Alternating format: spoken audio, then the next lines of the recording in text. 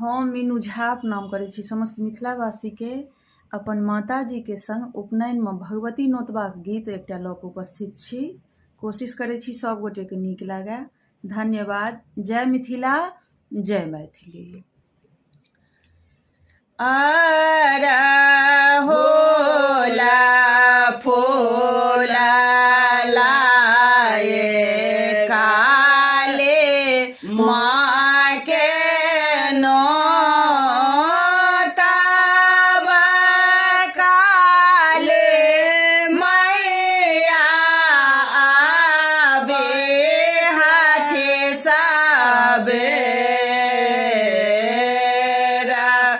हे रातना सिंहासन बैसक माँ के देवानी गंगा जल चरण पखारे हे फूला बेला पत्र लाए पूजा माँ के करबने गोला का धूप देखाए हे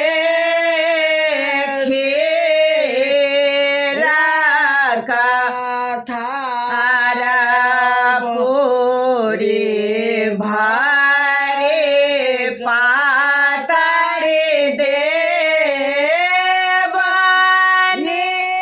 के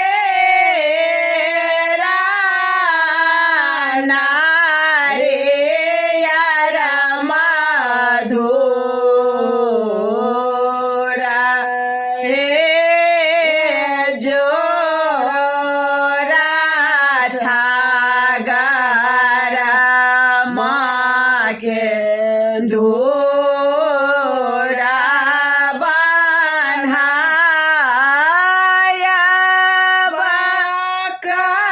बकरिया का देवा बलिदान हे भाना हे विद्यापति सो